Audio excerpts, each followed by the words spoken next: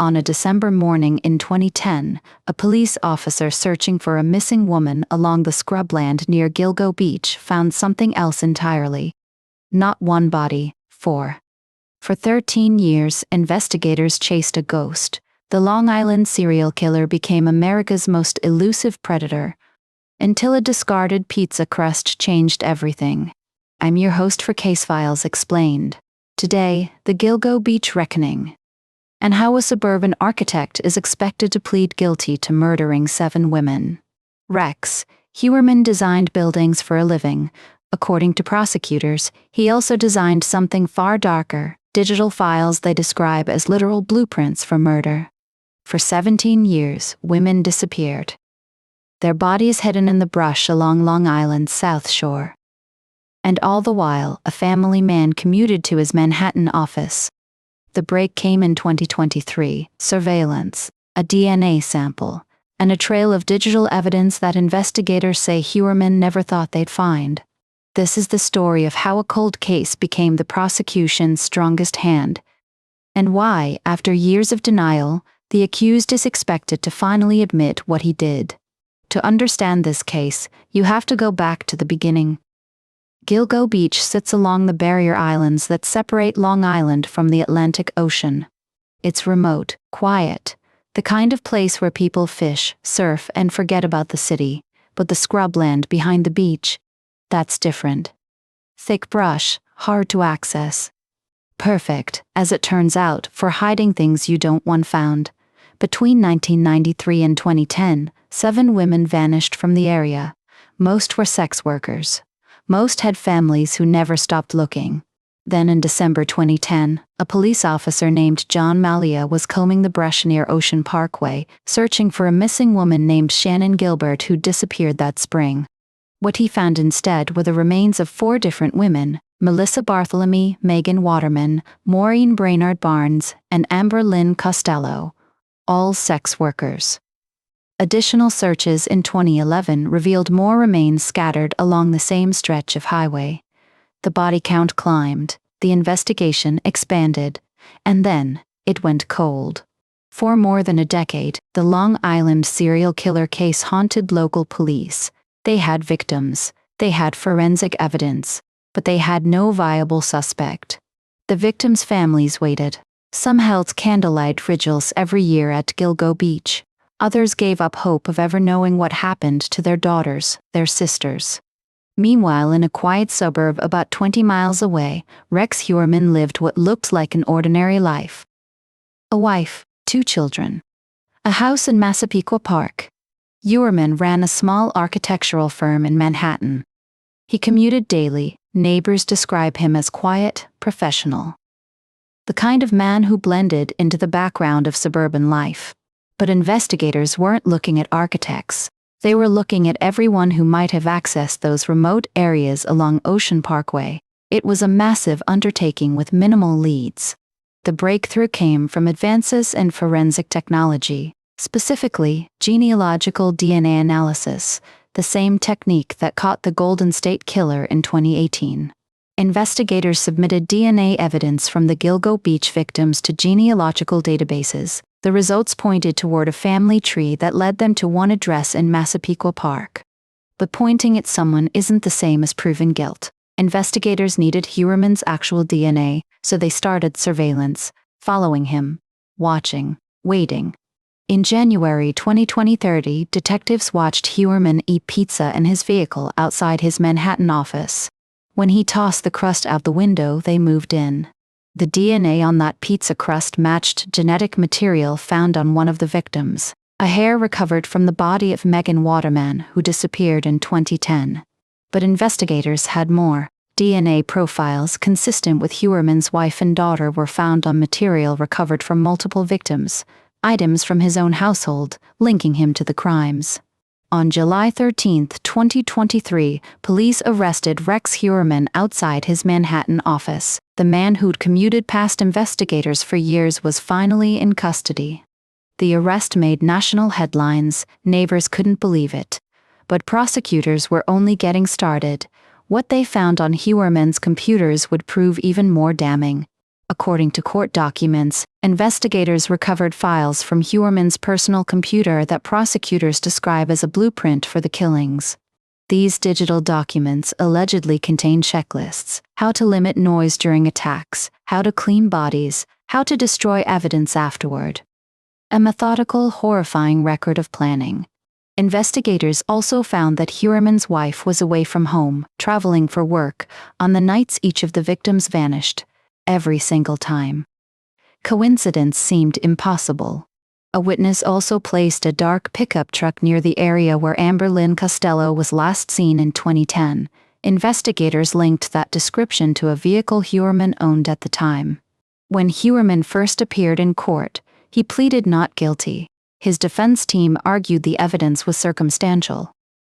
That DNA can be transferred, that the digital files needed context.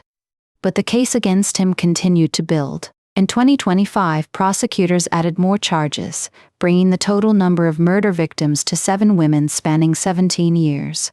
Advanced DNA testing methods were approved for use in the trial, marking a first in New York State criminal proceedings. The scientific evidence was becoming unassailable. By early 2026, the trial was scheduled to begin. The judge stated it would proceed after Labor Day, quote, "come hell or high water." Jury selection was being planned. Witness lists finalized. Then, just days ago, sources close to the case revealed that Heuermann is expected to change his plea. At his April 8, 2026 court hearing, he will reportedly plead guilty. Victims' families have been notified of the expected plea change. According to reports, some will attend the hearing. For them, it's been a wait of nearly 16 years since the first bodies were discovered. A guilty plea would spare families the ordeal of a lengthy trial. No graphic testimony. No crime scene photographs displayed in open court. Just an admission, finally, of responsibility. But it also raises questions. Why now? What does Heuermann want in return? And perhaps most importantly, are there other victims we don't know about yet? Investigators have suggested Heuermann may be connected to additional unsolved disappearances beyond the 7 charged murders. The full scope of his alleged crimes may never be known. This case also forces us to confront uncomfortable truths about which victims receive resources and which don't. The women killed here were sex workers. For years, their cases were deprioritized. It took a missing suburban woman, Shannon Gilbert, to trigger the search that found the other victims. That says something about how we value certain lives over others. Cases like this remind us why forensic technology keeps advancing. Genealogical DNA analysis can now solve cases that seemed impossible just a decade ago. Cold cases aren't necessarily closed cases. If you have information about an unsolved disappearance, even from decades ago, consider reaching out to law enforcement. Leads that went nowhere in 1995 might break a case wide open in 2026. The National Missing and Unidentified Persons System, NAMBUS, allows families to submit DNA samples for comparison against unidentified remains. It's free, and it works. For families still waiting for answers, organizations like the National Center for Missing and Exploited Adults provide resources and support. You don't have to navigate this alone. The Gilgo Beach case demonstrates something investigators have known for years. Killers who target marginalized populations often operate longer because their victims receive less attention. Sex workers, homeless individuals, people with addiction, when they go missing, the response is often slower, the resources fewer, and predators know this. They exploit it. Advocacy groups are pushing for equal investigative standards regardless of a victim's background. Some jurisdictions now require missing persons cases to receive the same initial resources, regardless of circumstances. The families of the Gilgo Beach victims spent over a decade fighting for answers. Fighting to keep their loved ones' names in the news. Fighting against the stigma of how their daughters made a living. Mary Gilbert, the mother of Shannon Gilbert, whose disappearance sparked the original search, became a tireless advocate before her own death in 2016. She never stopped demanding accountability. Now, almost 16 years after the first bodies were found, accountability may finally come. Rex Heuermann's expected guilty plea would close one chapter, but the investigation continues. For investigators, this case represents both triumph and tragedy. Triumph in solving the unsolvable. Tragedy that it took so long and that these 7 women weren't the first priority they deserved to be. The women allegedly killed by Rex Heuermann had names, families, dreams. Melissa, Megan, Maureen, Amber. They were daughters and sisters and friends. They deserve to live. Whatever happens in that courtroom on April 8th, nothing can bring them back. But there's value in truth, in acknowledgement, in saying their names and refusing to let them be forgotten. If you found this episode meaningful, consider subscribing. We cover cases like this every week, the investigations, the evidence, the pursuit of justice. That's what Case Files Explained is about. If you know someone affected by these crimes or any cold case, remind them that advocacy matters. Families who kept pushing, who kept demanding answers, are the reason we know the truth today. The Gilgo Beach case changed Long Island.